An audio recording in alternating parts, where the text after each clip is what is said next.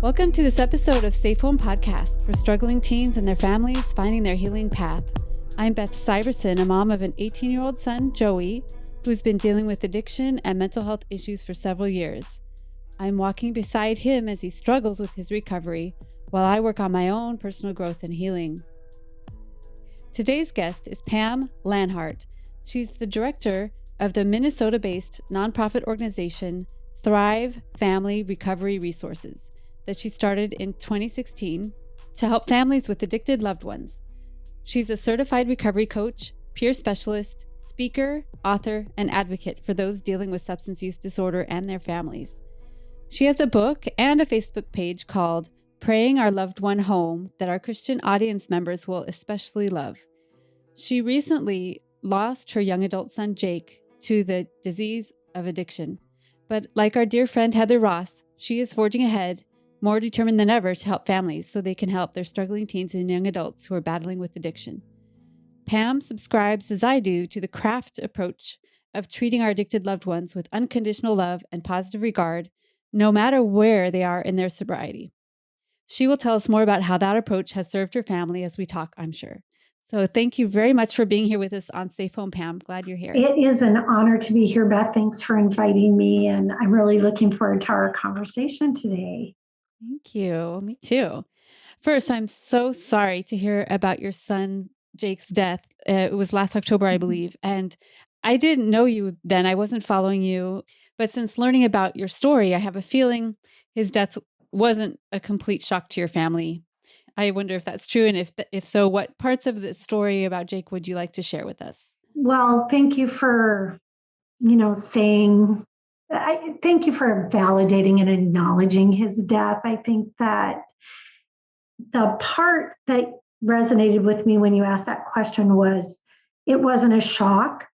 And it wasn't. I think that if you have audience members who have been walking down this road or been on this journey for any length of time, you look at a picture and you wonder if it's going to be the picture you're going to use at their service, funeral service. Mm-hmm. You plan that in your head and you're always aware. Mm-hmm. And in the space that I'm in, I really believe in treating substance use and mental illness like medical disorders. And therefore, we know, as with cancer, diabetes, heart disease, that there are people that will not make it out, that we will lose people, and we lose people to addiction, and we lose people to suicide. And so you're always aware. I think one of the things that we did really well, and we'll talk about this more today, is balance that awareness with always believing in recovery. And I believe in holistic recovery. I believe recovery is possible. I have immersed myself in the recovery community. And so we never doubted ever that Jake would recover. And people have asked about that post his passing. And I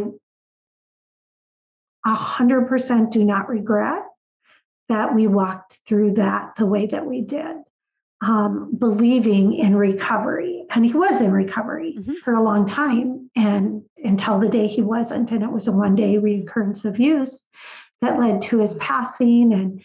And one of the things that we did was just embraced moments with him and treated him with that unconditional positive regard. Now, part of our story is that we didn't start that way and we didn't get there right away, and it was a journey. But we always walked through this in a way that was Dale Carnegie training, 80 years ago, wrote a book, and in his book he said, prepare for the worst and hope for the best. And we prepared for the worst, knowing that he could die, and it's a progressive disease. So we saw the progression of the disease, but we always hoped for the best. And I'm a person that will not be a victim, and I don't want to unpack my suitcase in a place of darkness or despair. And for me, the work of my recovery was always that journey of balance and being hope-filled, and at the same time, like, we know it's hard. Yeah. Yeah, the day-to-day is just really gnarly sometimes. What was Jake's drug of choice? Well, he was a polysubstance user. I'll kind of start from the beginning just to give a little context and background. When he was 13, we got a call from school that he had brought a backpack full of leftover medications to school. It was a pharmacy in his backpack. He was in 7th grade. So, of course, that was shocking to us. Back then, this was in 2010. We didn't have the context that we have now with substance use, and we didn't even have the thought in our head that was, I wonder why. In the craft approach and invitation to change approach, there's this concept of behaviors make sense. And there's always a why. The drug isn't the problem. The drug is the solution. And the problem is I don't fit in. I have anxiety. I have depression.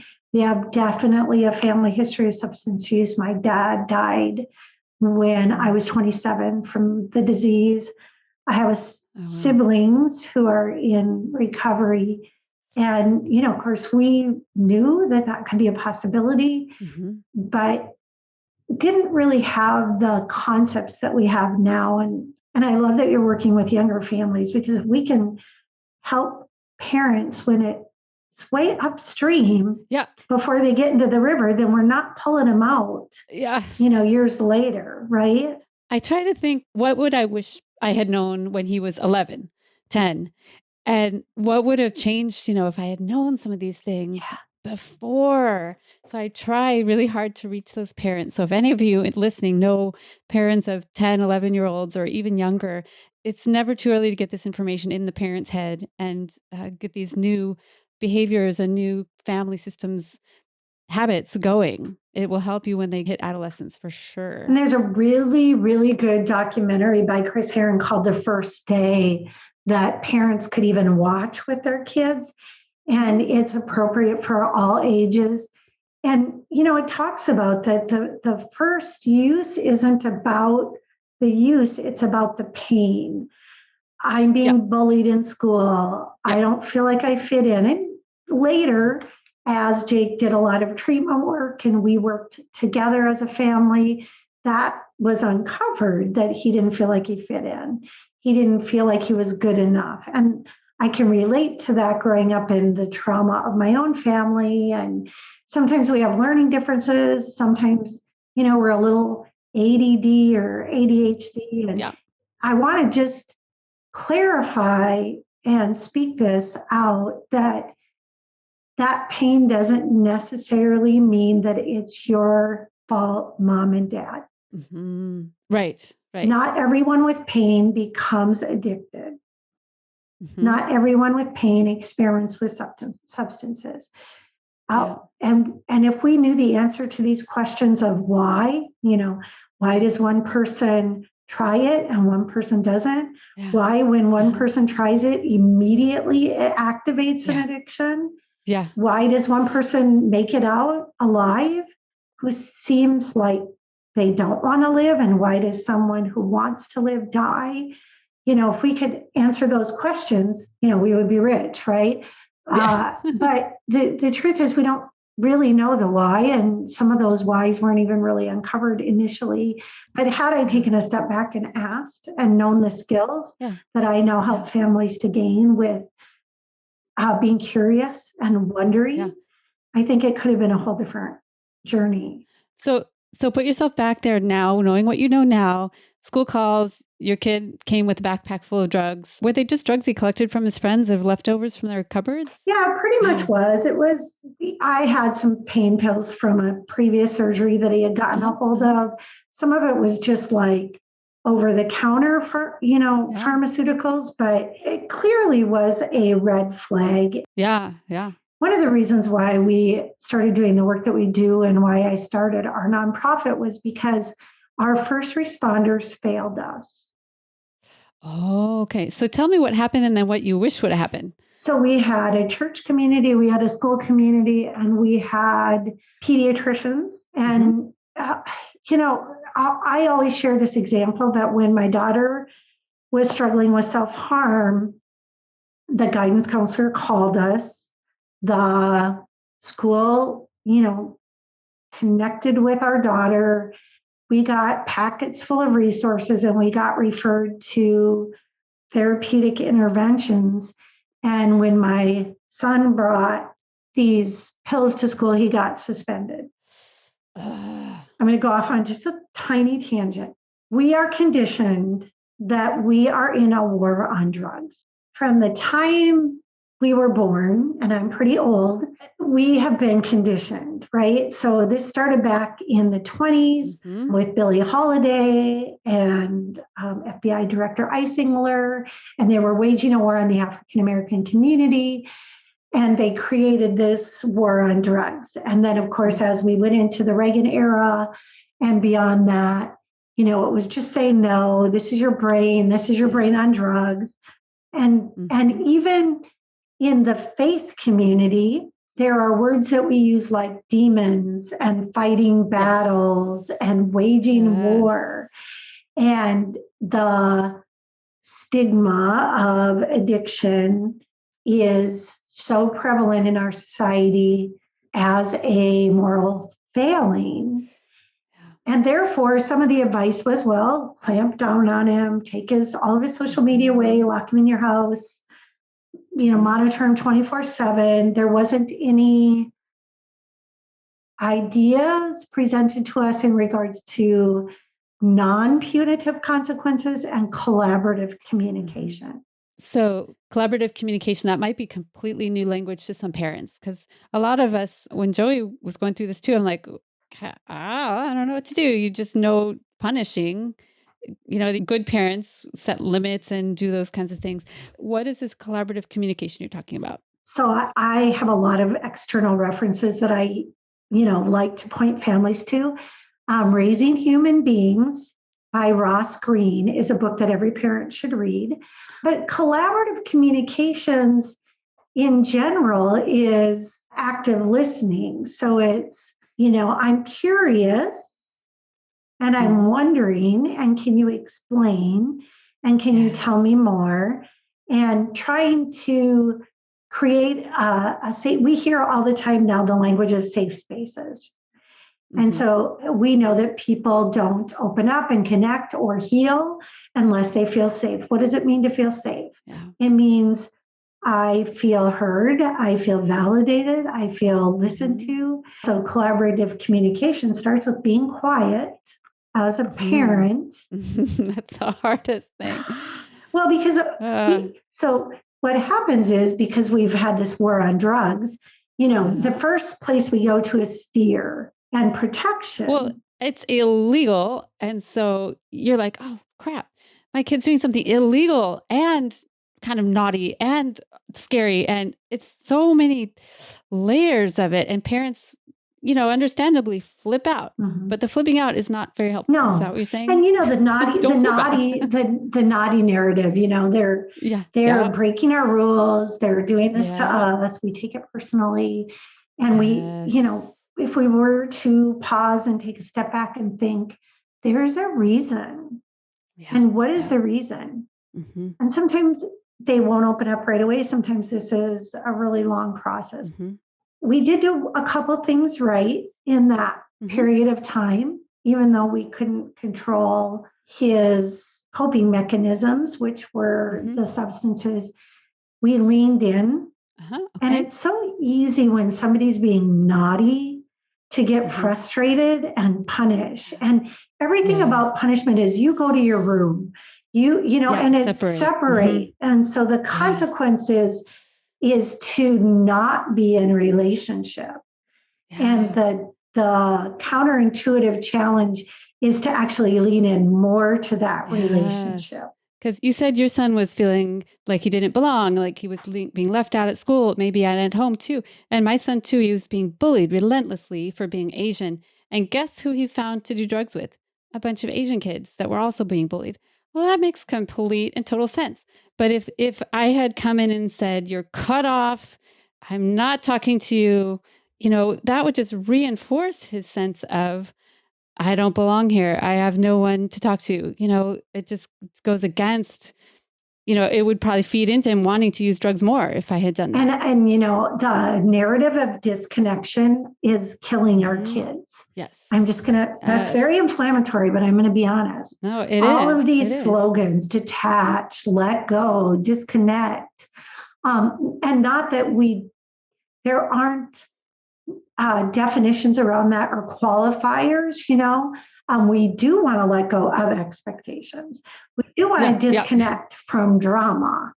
But what happens in the world of social media and sound bites is that these slogans are used to justify really problematic behaviors that parent. The cutting off. Yeah, and you're right. Like we cut them off, or even if they're minors, and I know you're talking to parents of younger kids, but we punish, right? Go to your room. Mm-hmm.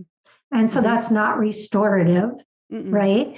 And now I'm in my room, and what am I going to do? I'm going to figure out how to connect with something or someone that will make me feel good about myself. Yeah. Yeah. And parents, you don't want them going toward their peers at that point, or going towards social media, or going towards some guy on YouTube that's going to tell them some crazy thing. You want them coming toward you, ideally, if you're put together and aware. You want them coming your direction. I think that's the whole thing about the invitation to change and craft approach, right? You want them connected.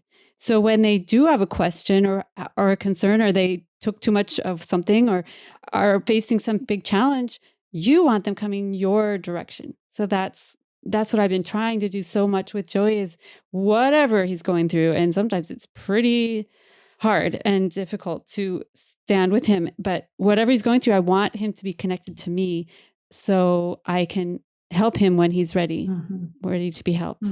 Because without connection, we have no influence. Right. You want that influence. Connection before correction, right? And so one of the things that we did, which we are really grateful for, is we leaned into that mess. And for us, it was like, okay, he's really a risk taker. He's an adventurer. So we engaged in all of these, adventurous, fun, risk-taking things with him. So took him out biking, joined an MMA gym, started climbing mountains with him. And throughout his years of active substance use, those things served us so well. And those connections served us well. Because it provides him that risk-taking, but within a relatively safe manner, right? But it gives him that sense of adventure and outdoors and movement. He reminds me a lot of my kid. My kid was never a kind of sit still kind of person at all. He just needed to move. And so the drugs are an easy way to provide that risk-taking, adventurous kind of, it like clicks all those buttons. But so you found other ways for him to engage in that kind of behavior, which were a little safer. At least you were with him most of the time, it sounds like. And probably you have some really great memories of doing really fun stuff together. Really, really good memories. And not that at times it wasn't hard, because as you know, a 14-year-old boy is not easy, even when they're good, even when they're towing the line. It's a tough age. We get him out of his environment and out into the mountains of Colorado, and he was a different kid. We get him out of, the typical day-to-day and get him out on a mountain bike trail. He was a different kid. And so there's, some things that we did right. I think that we would have been better served to try to understand. And I want to mention that sometimes that feels like condoning, asking the question, tell me more about what that moment when you used did for you. What led up to it? And what did it feel like? And how was it? How did it work for you? They'll often say, well, I didn't even like it, and then instead of just saying, oh, great, and walking away, you can have a little deeper inquiry of, well, tell me more about that. Like, what did it feel like? And getting into the weeds of, how did this help you cope in the moment, and trying to understand rather than just sort of, there's a type of discipline, it's called conscious discipline. And you can Google it. It's something that schools use, and they inform their teachers about conscious discipline. There's extrinsic punishment, there's permissiveness and no consequences, and then there's the middle ground of conscious consequences. And that's where we ask these open-ended questions, and we collaborate, and we evoke curiosity so that we can learn the why. Yeah, that's so great. And it not only informs you, but it informs him, the person who's addicted. It makes them think about it. Why am I doing this? I wonder if that helps maybe eventually draw people toward recovery, just that self-awareness that you're encouraging them to think about. And how their behavior impacts other people as well. Yes. Right? It is not a single person's issue. I don't know if anyone else experiences this, but when this happened to us, when we found out Joy had been using substances and was suicidal and everything, the spotlight went on him, and we're like, let me fix you. You are the problem. So we spent about a year doing that. And that was no fun for anyone. That was really horrible. And then I met Heather, who we both know, and she told us about the craft method and about, we need to work on ourselves. Everybody's responsible for themselves, and everybody affects everyone else. So the addict isn't just on their own world. Everybody's affecting everyone all the time. I think that's important for parents to realize. Well, and the two thoughts that I want to kind of mention is that, we don't cause addiction. And again, like sometimes there are some really extraneous reasons why someone uses, but we can certainly contribute by creating a whole lot of conflict and chaos in the family when we discover someone is using. And so when I work with a family or an individual, the first thing we're going to talk about is regulation for themselves. One of the things that was so beneficial for us and helped us immensely was that we were sort of tasked with taking dialectical behavioral therapy. And our daughter, who was self-harming, was referred to that program. And because she was a minor, they're like, as a parent, you have to do it with her, which I thought was brilliant. And the skills that we learned in self-regulation and distress tolerance and mindfulness, and if we're not modeling those behaviors as a family member, if we're dysregulated and creating chaos and engaging in conflict rather than collaborative communications, we're contributing to this mess of what's happening in our family. And so we have to take a step back and think about our way of being with our loved one. One of the books that I have my families read is called The Anatomy of Peace. It's a book by the Arbinger Institute, and it is really in line with a lot of Brene Brown's work that she did, and it's cited in the book Braving the Wilderness, which is oftentimes we just broad brush people and put them in a category or a file. And so when our kid is using substances, we create a narrative and a story around that. And that story might be, oh my gosh, they're an addict and they're going to die, right? Now, in my work, I don't even use the word addict because I don't believe that we should label, and I don't believe that addiction is an identity, it's an experience. And so again, it goes back to there's a reason why, but let's not broad brush and create a narrative around what's happening here. And the only way we can find out the truth is if we're in our way of being approachable, safe, collaborative, so we can kind of get to the bottom of what's happening. So we get families regulated first, and that means being mindful, being intentional. What are our values? How do we want to show up for people in our lives? How do we want to be confrontational, or do we want to be present, and do we want to be compassionate? And then we get into sort of educating on what these things look like, what is substance use, why do their behaviors make sense. When I can understand the why, then that helps me evoke compassion. We use a lot of motivational interviewing in our work, which is, we call them the superpowers that's, are so effective, validating and affirming and asking curious, open-ended questions. And then, the last part is the collaborative piece, right? So how do we communicate in a way that is honoring and shows that intrinsic value and unconditional positive regard? And I think too, parents sort of think sometimes that this is actually permissive parenting. I'm the boss of them. I am the authority in the home.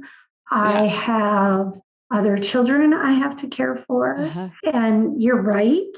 And in the book, The Anatomy of Peace in Chapter 7, it kind of talks about this, like we can be right and be wrong at the same time if we're wrong in our way of being towards someone. Yeah, I love everything you're talking about. And I have learned this along the way. And I did not start off this way at all. But it didn't take me long to realize I can't control him. He was 15 when he, had his crisis and now he's 18, but he's too big. I cannot, like, when he was a toddler, you can just pick them up and put them where you want. But even still, even as a toddler, they can scream and kick and bite you and do horrible things. And you literally cannot control what they do. You can only influence them. But the person you can control is yourself. And by me, as a parent, calming the fuck down, cooling it out, like take a deep breath, doing my own work, counting to 10, whatever. And then engaging and walking beside, it has helped so much. I remember a moment in the car, Dan had found some substances in his drawers while we were out. And she called and said, "Oh my God." And I was, "Joey, why did you do this? You were sober. What in the heck?" Arr! He's like, "Mom, you're making me want to use more." And that pissed me off bad because I'm like, I'm not making you do anything. But he was trying to tell me, "Mom, the way you're reacting, the way you're talking to me is making me want to use more." And I took that in and it was a bitter pill to swallow, but I never did that again. So I realized that is not effective at all. Even if that's how it felt, even if I was right, that did not feel good to me or him, and it did not produce the results I was looking for. And there are kind of two little basic, simple things that I encourage families in, and we talk about all the time with the work that we do. And the first one is practicing the pause, and that means I don't have to answer this email immediately. I don't have to respond to this text right away. I don't have to pick up the phone if I am not in a place where I can do that. And then the second thing is don't pick up the rope. And the visual with this is a tug of war. Right. And, our kids want to pull us into this drama and chaos and tug of war. And part of why they want to pull us into this is because it does give them a reason to use or to sit in their own self-pity. My mom is the reason for all of my problems and it's all her fault. Right. And so when you have a tug of war, you have to have one person at each end of the rope. Therefore, if you don't pick up your end of the rope, you cannot get into that tug of war, tit for tat, all of the chaos. And so we really do remind our parents not to pick up that rope, to pause, to think about, how they want to respond with intention, because it's really easy for kids to want to draw others into their drama. And here's the biological reason, is because it provides dopamine hits.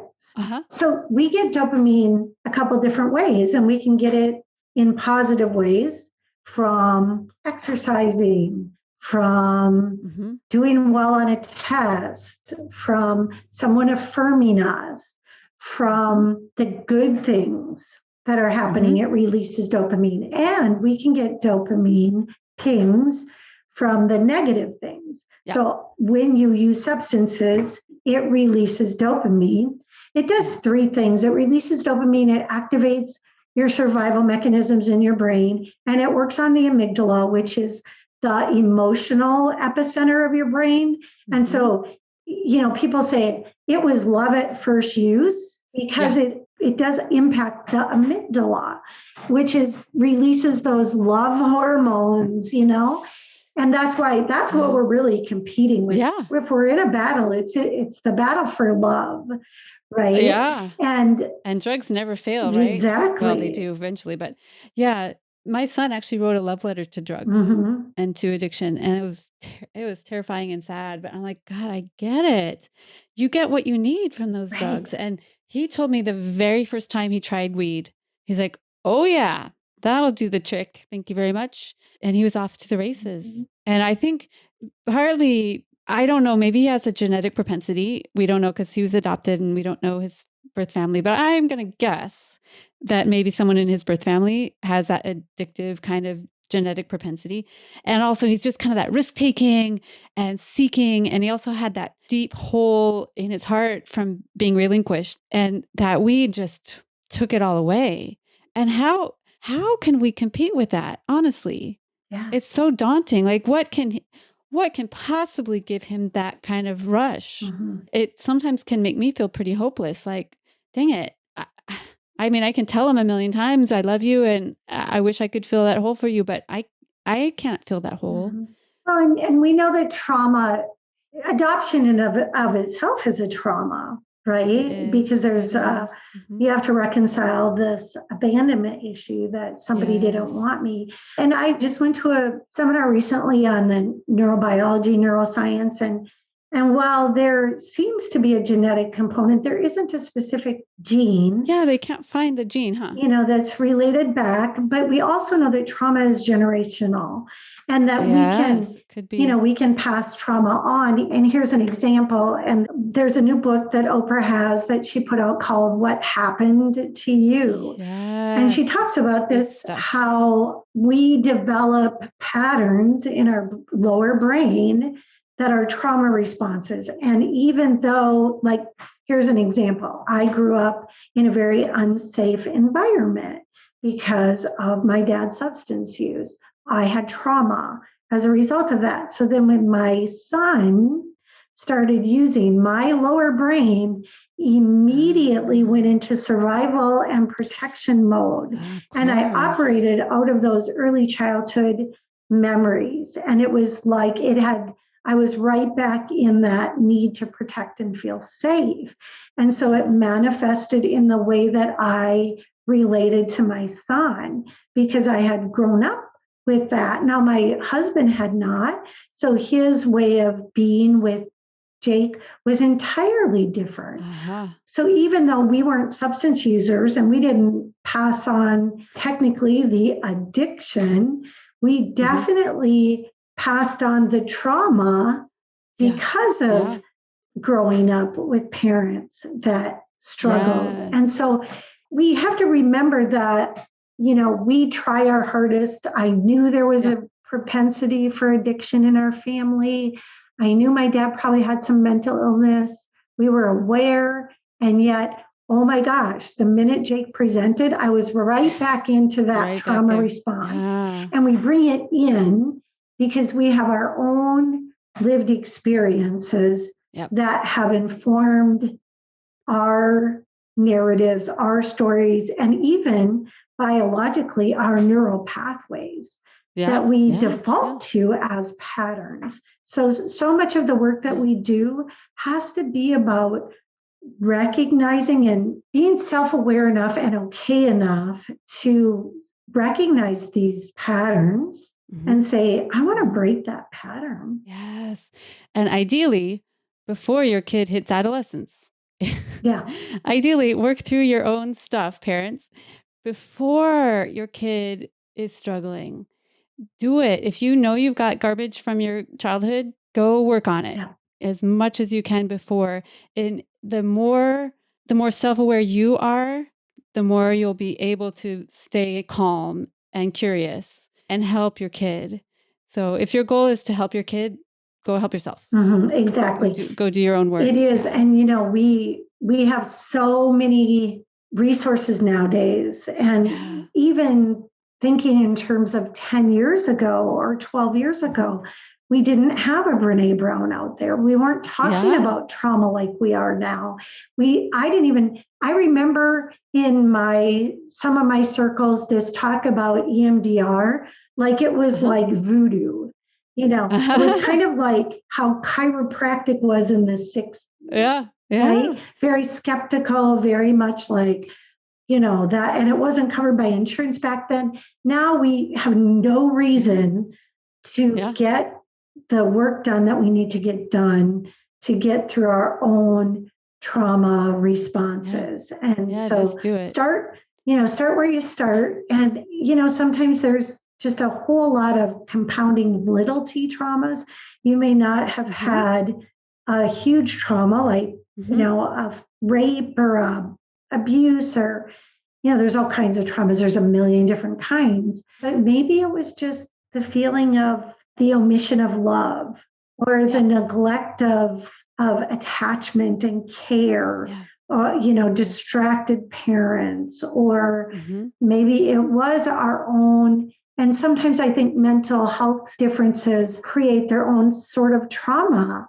I am not able to focus.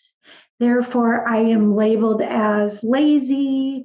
Therefore, I am inherently wrong. Yeah, traumatized in school. People with ADD, ADHD, autism, all sorts of things get traumatized because they're not fitting into the mold, which we're also trying to work on, I suppose. And how shame just comes into that, right? And especially if you're surrounded by people who have very black and white thinking. I think shame is very prevalent. Yeah, shame is probably at the root of most addictions, would you say? Shame. That's just a tough one. Yeah. So Brene Brown on that one too. Go study Brene Brown. There's so much. I'll put a bunch of these resources on the show notes, all the books that Pam's mentioned, and Oprah book and all sorts of stuff. There's so much good stuff out there. There's no reason, if you're willing to read or watch videos or listen to books or whatever. And podcasts. Oh yeah, podcasts. Yes. Listen to podcasts. I like that too.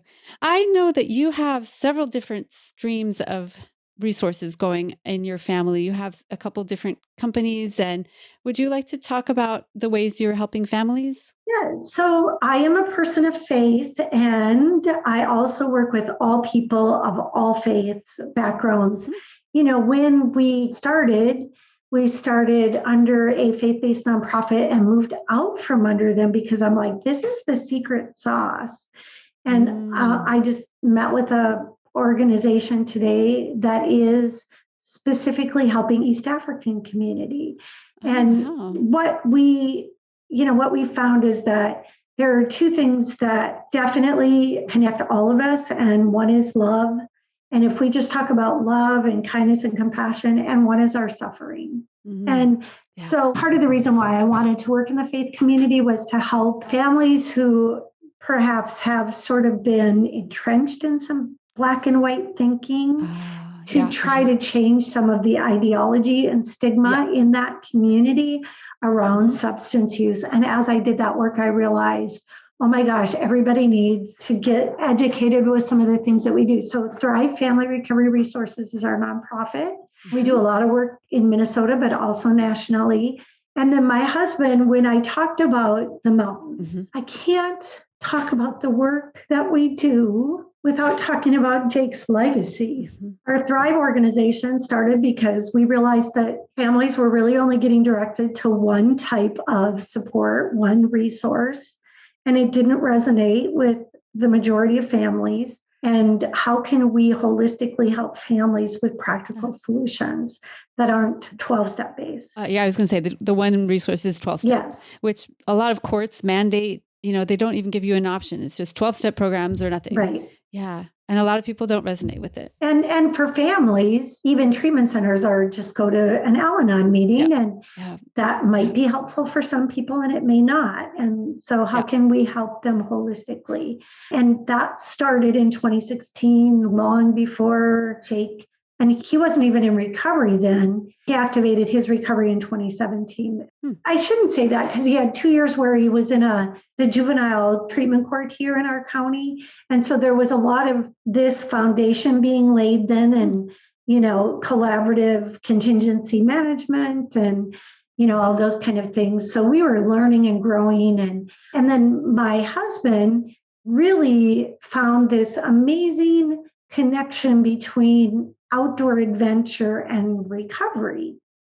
And so he noticed how Jake was so different out in the wilderness. And then he noticed how so many people in early recovery sit in their rooms and play video games and don't engage in, sort of getting those. They think recovery is boring. And so we're always looking for ways to make recovery less boring. And so he started a nonprofit program that brings men and women out into the wilderness. And he has taken parents with minor children on trips as well. So if you were a dad or a mom and had a son or a daughter, we have the accessibility to do these really low cost trips. So people from all over the country, we do 6 trips a year to Colorado, and we bring a van from Minnesota, and we meet people that are traveling in Colorado, and we do a 6-day backpacking adventure. So they are carrying a backpack. We do have an optional summit of a 14er, a 14,000 foot mountain, but they are life-changing. I mean, we've had people come back and start ministries, sell their homes, just do really radical things after change jobs. So this is different than wilderness treatment. Yes, it is non-clinical. If you send your kid to wilderness, for instance, it's months at a time. It can be 90 days is pretty typical, right? Oh, 90 days. Okay. Mm-hmm. It can be longer with, some therapeutic programs. This is basically in the vein of peer-to-peer support. So we have embedded peer support specialists that go on these trips, and, it's coming alongside people in a non-clinical way to just encourage them and support them and really just engage them in something that gives them an experience that they would never have been able to do on their own. Now, is everyone supposed to be sober when they go on these trips? We require 24 hours of sobriety. Okay. So, our son was, during that time when he was younger, using marijuana. And of course, the first day was always sort of difficult. But, obviously, there's no substance use on our trips. And we will talk about recovery and health and well-being. So you might have a 16-year-old or 17-year-old who is just sort of experimenting.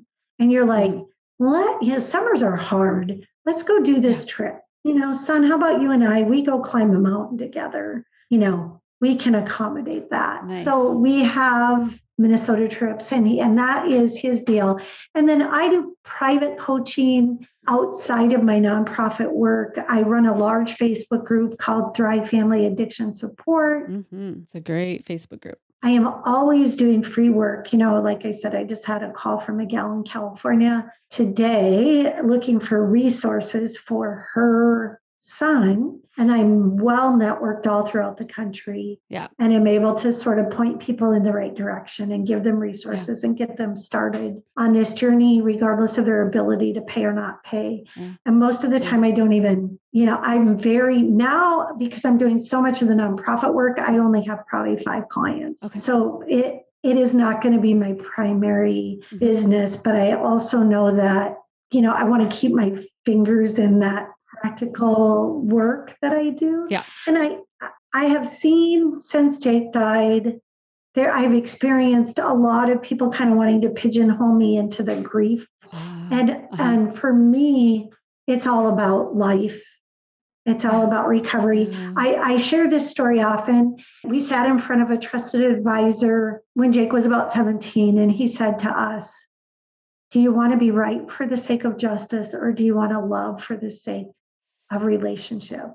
Because love never fails. And, that changed our lives. And I would ask myself, if my son didn't make it out, What would this journey look like? Yeah. And thankfully, we created moments, we leaned in, even when he was using, we didn't shame him. I'll never forget a time we were out in Arizona. He was living out there in a sober home and he was in a very short relapse. And I knew it, and we still went and did fun things and took him to Sedona. And the next day he asked for detox. Okay. And I believe that had I been any different with him that day, if I would have called him out or confronted him, he would not have asked for help. Right. That's a great example. Yeah, we just really believe that it's better to meet people where they're at. Yes. That we want to practice radical acceptance because my values and my faith values say that that's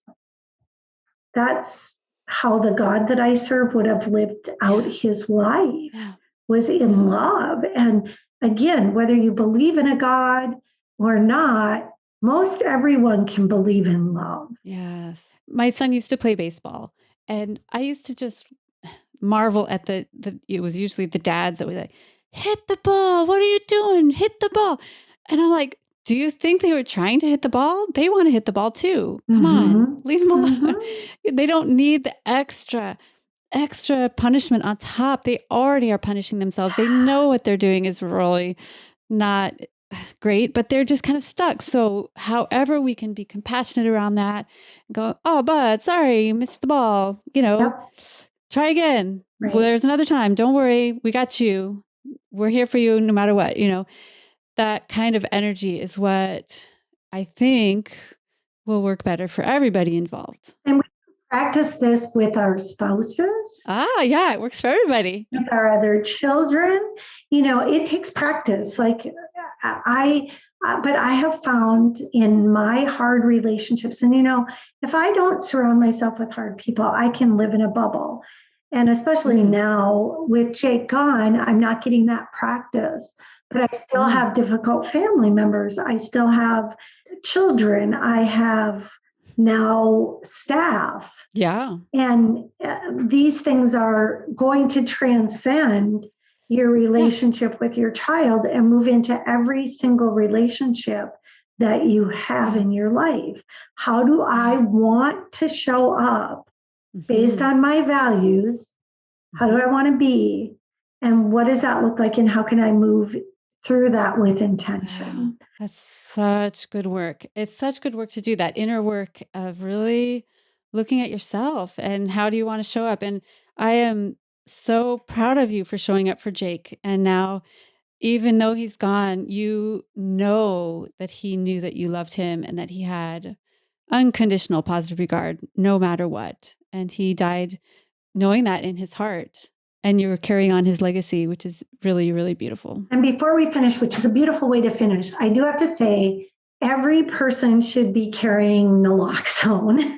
Oh, thank you. Yes. Even if your kid is only experimenting with, nowadays with fentanyl, the dealers out there are making pills that look like Adderall. They're making pills that look like benzos, and young people, really young people, 13 and 14 and 15 are losing their lives because they use one time or experiment one time and buy something off the street. So I really want to say to your audience, talk to your kids about that.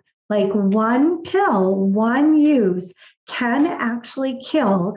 And while we don't want to live in a just say no abstinence world, we know that prohibition doesn't work. This is why connection is so important. We have to have these conversations with our kids that anything you buy off of the street, any person on Snapchat who wants to sell you something is not a safe person. Yeah. And so as a parent, naloxone is available everywhere now. Yeah, you can get it from the pharmacy without a prescription. Make sure that you have it in your home because you just never know. Yeah. And Jake saved his friend's life that night with naloxone, and later he died using alone. Oh, and I never knew the whole story. So he administered naloxone, or sometimes people call it Narcan. The brand name is Narcan, I think.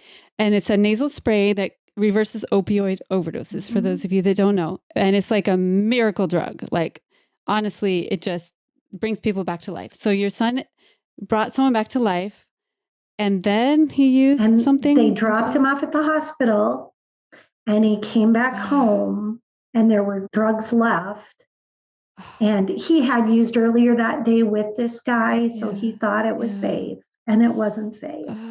And he knew better. I mean, this is the thing. Even people that know better continually try to outsmart the substance. And so, had he woken up his girlfriend, had he called the line to not use alone, had he made a whole lot of different decisions that one day that he had his reoccurrence, he would be alive. But, all that to say, and we will never stop everyone from dying. There will be deaths, but we can mitigate that certainly by supporting, things like Naloxone and other life-saving medications. Yeah, I gave some to my son, and he was so grateful. He's like, "Thank you, Mom. I will use this, or I'll make sure everybody knows where it is, because I know that you want to keep me alive.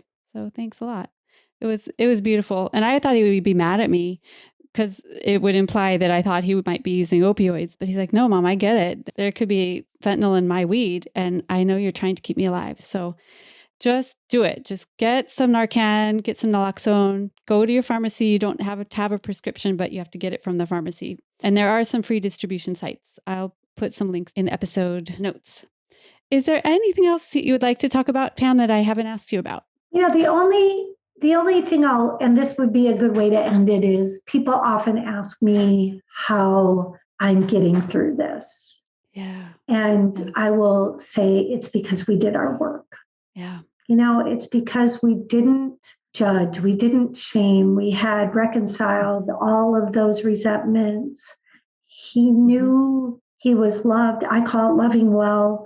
We had boundaries, but because we had boundaries, we were really able to just meet him where he was at. And, I just want to encourage you all, and it's come up multiple times, as Beth has shared as well, that it starts with us doing our work. And ask yourself, if this was the last text, if this was the last minute that I had with my person, if this was the last conversation, if this was the last look that they saw, what would they see? That's really powerful. And believe me, your story and Jake's legacy is affecting me greatly. And I think about that all the time when I'm dealing with Joey, because he's really on the struggle bus right now. And I constantly am reminding myself, what's the most important thing? What's the most important thing? How do I want to be with him? What do I want my last words to say? So it's very present. And I so appreciate you, people like you and Heather, that are talking to parents even after the worst possible outcome with your children happens, that it makes you work even harder to help other families. So I appreciate it so much. And thank you for coming and talking to our audience. Thank you so much for having me, Beth. It was such an honor. And I love the work that you're doing. And it's one person at a time, one life at a time. That's right. That's all we got. Yeah, very good. Well, I will put all of Pam's information in the notes, so make sure and go check that out. And while you're at it, make sure and find Safe Home on Facebook, Instagram, YouTube. We have a Patreon page if you'd like to support us for $5, $10, $25, or $50 a month. And then you get some extra goodies along with that. Welcome to our newest Patreon member, Darcy Middlestead. Thank you very much for your support to Darcy and to all of our Patreon members. Check out our Patreon page at patreon.com/safehome. We really appreciate you listening and sharing these episodes with other families you think might benefit from this information. It's so important. So thank you again, Pam. And Pam and I want you all to stay safe.